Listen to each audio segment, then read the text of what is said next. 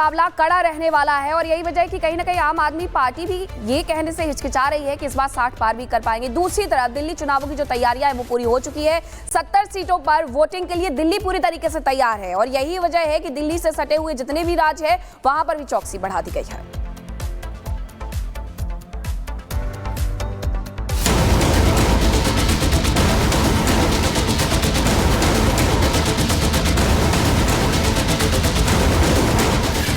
थम गया प्रचार शोर, किसका चलेगा जोर। जनता है तैयार, अब 5 फरवरी का इंतजार।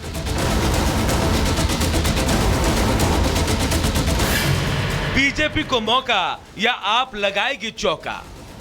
दिल्ली के चुनावी दंगल में जनसभा, रैलियों और रोड शो का शोर अब थम गया है। राजधानी में चुनाव प्रचार के आखिरी दिन सभी सियासी दलों ने अपनी पूरी ताकत झोंक दी। सियासी दिग्गजों ने अपने अपने प्रत्याशियों के लिए जमकर प्रचार किया और राजधानी के रण में जीत का दम भी भरा। आम आदमी पार्टी के लिए यह अब तक का सबसे चुनौतीपूर्ण चुनाव रहने वाला है। अरविंद केजरीवाल भी कहीं ना कहीं इस बात को समझ रहे हैं। शायद तभी वो कह रहे हैं कि आप इस बार 60 सीटों तक नहीं पहुंच पाएगी। मैं आपको बताना चाहता हूं, मेरे हिसाब से 55 सीट आ रही हैं, लेकिन अगर मेरी माँ बहनें एक बारी जोर का धक्का लगा दें तो 60 तक पहुंच सकती हैं। अब एक और जहां केजरीवाल का कॉन्फिडेंस हिला हुआ दिख रहा है, तो वहीं कांग्रेस को अब केजरीवाल के साथ गठबंधन करने का पछतावा हो रहा है और कुछ महीने तक केजरीवाल के साथ कंधे से कंधा मिलाने वाली कांग्रेस अब उन्हें देशद्रोही बता रही है। उसी वेग में मैं कहना चाहूंगा कि हमको इनके साथ में अलायंस नहीं करना चाहिए था और मेरा मानना है कि किसी भी तरीके से हमको ऐसी पार्टी, ऐसे लोगों का समर्थन नहीं करना चाहिए जो राष्ट्र हित से ऊपर अपना व्यक्तिगत स्वार्थ समझते हैं।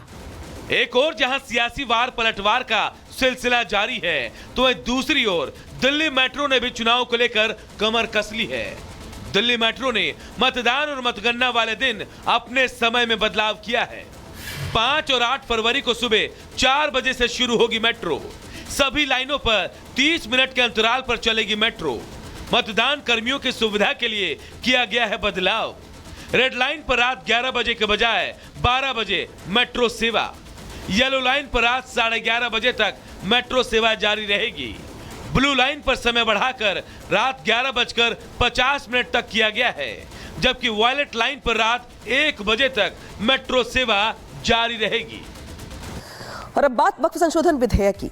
वक्फ कानून और मुसलमानों की धार्मिक संपत्तियों को लेकर जिस तरीके से अगर बात करें तो यहाँ पर एएमआई जो चीफ है असदुद्दीन ओवैसी, उनकी ओर से लगातार भड़काऊ बयान दिया जा रहा है और इस बीच असदुद्दीन ओवैसी ने सरकार पर बड़ा हमला बोला है।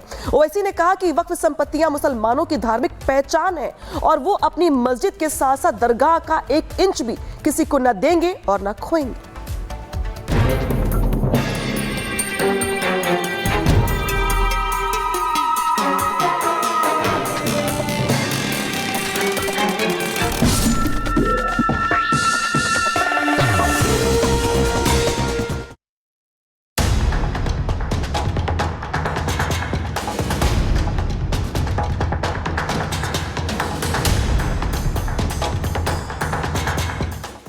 वक्फ संशोधन बिल पर लगातार बवाल बढ़ता ही जा रहा है। वक्फ पर सरकार संशोधन बिल लेकर आई तो मुस्लिमों के नाम पर सियासत करने वाली जमातों की जमीन खिसकने लगी। दिल्ली से हैदराबाद तक हलचल मच गई। सरकार के फैसले की बौखलाहट भी साफ साफ नजर आने लगी। सरकार के संशोधन बिल के खिलाफ मुसलमानों को भड़काने का काम भी शुरू हो गया। भड़काऊ भाईजान ने भी सरकार के खिलाफ जहर उगलना शुरू कर दिया और अब तो सीधे सीधे ऐलान जंग की ललकार हो रही है। ईंट से ईंट बजा देने की बात हो रही है। संसद के बजट सत्र में भी एमआईएम चीफ ओवैसी वक्फ पर सरकार को चेतावनी देना नहीं भूले। Sir, I am cautioning and warning this government. I am cautioning and warning this government. If you bring and make a Waqf law in the present form, which will be violation of Article 25, 26 and 14, it will lead to social instability in this country. It had been rejected by the entire Muslim community. No waqf property will be left. Owaisi ने अपने भाषण में emotional card भी खेला और कहा कि वक्फ मेरे लिए पूजा है और वो मस्जिद और दरगाह की 1 इंच जमीन भी नहीं खोएंगे। Proud Indian Muslim, I will not lose an inch of my masjid. Forget about a masjid. I will not lose an inch of my dargah. I will not allow that. We will no more say and come and give a diplomatic talk over here. This is the house which I have to stand up and say honestly that my community, which you are. और इसी बीच ये तस्वीरें आपको दिखा रहे हैं राजस्थान के अजमेर से, जहां पर स्टैंड पर खड़ी रोडवेज बस धू धू कर जलने लगी। आग इतनी तेजी से फैली कि कुछ ही देर में पूरी बस जलकर राख हो गई। गनीमत ये रही कि इस हादसे में किसी को चोट नहीं आई। आप तस्वीरों के जरिए देख सकते हैं कि किस तरीके से पूरी बस जो आग की चपेट में आ गई। स्टैंड पर खड़ी हुई थी और ये रोडवेज बस बताई जा रही है जो अचानक से धू धू कर जलने लगी। आग इतनी तेजी से फैली कि कुछ ही देर में बस पूरी तरीके से जलकर राख हो गई। तस्वीरों के जरिए आप देख सकते हैं सरकारी बस जिस पर भीषण आग लग गई। गनीमत यह रही कि इस हादसे में किसी के हताहत होने की फिलहाल कोई जानकारी अभी तक नहीं मिली। और सबसे पहले आपको बता दें, अमेरिका और फ्रांस दौरे पर जाएंगे प्रधानमंत्री नरेंद्र मोदी। 10 से 14 फरवरी तक विदेश दौरे पर प्रधानमंत्री नरेंद्र मोदी रहने वाले हैं। 10 फरवरी को AI समिट में हिस्सा लेंगे। उसके बाद फ्रांस के बाद अमेरिका जाएंगे प्रधानमंत्री नरेंद्र मोदी। तो उनका विदेश दौरा रहने वाला है 10 से 14 फरवरी तक। 13 फरवरी को ट्रंप और प्रधानमंत्री नरेंद्र मोदी की मुलाकात होने वाली है। ट्रंप के दूसरे कार्यकाल में ये पहली मुलाकात होगी और इसीलिए सभी की निगाहें इस मुलाकात पर टिकी हुई है। अमेरिका और फ्रांस दौरे पर जाएंगे पीएम मोदी और बहुत महत्वपूर्ण ये दौरा माना जा रहा है। 10 फरवरी को उनका फ्रांस का दौरा रहेगा। 10 से 14 फरवरी तक विदेश दौरे पर रहने वाले हैं।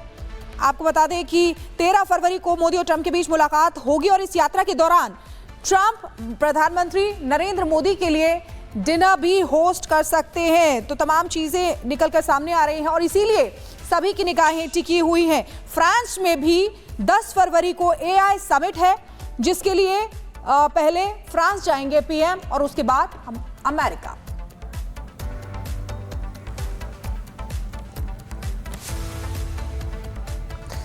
तो ये 4 तस्वीरें आपकी टीवी स्क्रीन पर आ गई है जहां पर पीएम मोदी 12 फरवरी से अगर बात करें तो अमेरिका के दौरे पर रहेंगे। हालांकि इसके पहले जो रिकॉर्ड रहा है पीएम मोदी की अब तक के दौरों का, वो भी अपने आप में अहम हो जाता है क्योंकि राष्ट्रपति ट्रंप के न्योते पर पीएम मोदी अमेरिका जा रहे हैं।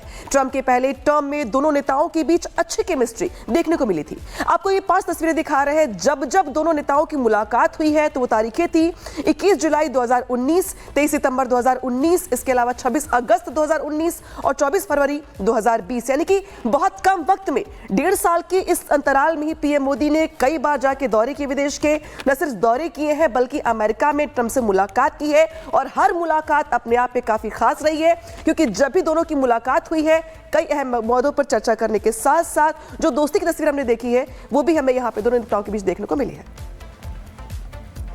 तो ये मुलाकात बेहद खास होने वाली है। हालांकि अमेरिका में राष्ट्रपति के पद पर कोई भी रहा हो लेकिन प्रधानमंत्री नरेंद्र मोदी की सबसे यारी रहती है। अब आपको बताते हैं कि आखिरकार ये दौरा जो 10 तारीख से शुरू होने वाला 14 तारीख तक चलने वाला उसमें क्या कुछ खास होगा। फ्रांस का दौरा होगा 10 फरवरी को फ्रांस के दौरे पर जाएंगे प्रधानमंत्री Narendra Modi. AI action summit में भाग लेने वाले हैं प्रधानमंत्री यहां पर और इसके बाद फ्रांस दौरे में AI एक्शन समिट में भाग लेने के साथ साथ उनके कई और कार्यक्रम हैं जो होंगे। शिखर सम्मेलन की मेजबानी भी फ्रांस कर रहा है जहां पर प्रधानमंत्री नरेंद्र मोदी जा रहे हैं। भारत, अमेरिका, चीन समेत कई देश इसमें शामिल होने वाले इस समिट में आएंगे। फ्रांस के राष्ट्रपति एमेनुएल मैक्रों ने इसके बारे में जानकारी दी है। तो फ्रांस के राष्ट्रपति एमेनुएल मैक्रों ने बताया है कि AI का जो समिट होने वाला है, शिखर सम्मेलन होने वाला है, उसमें कौन कौन मौजूद रहने वाला है और AI पर बातचीत का अवसर प्रदान करेगा यह सम्मेलन क्योंकि AI तेजी से उभरता बढ़ता हुआ उपक्रम नजर आ रहा है। 12 फरवरी से अमेरिकी दौरे पर प्रधानमंत्री नरेंद्र मोदी रहेंगे। उसके बाद प्रधानमंत्री फ्रांस से अमेरिका चले जाएंगे और राष्ट्रपति ट्रंप से उनकी मुलाकात होगी।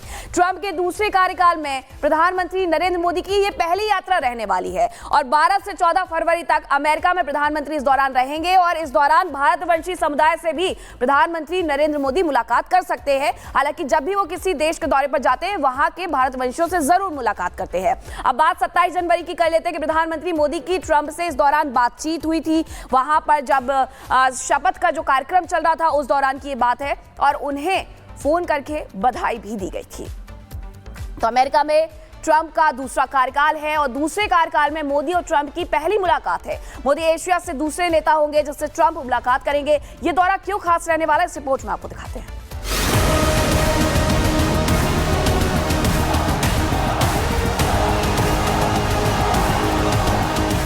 आखिरकार वो घड़ी आ ही गई जिसका इंतजार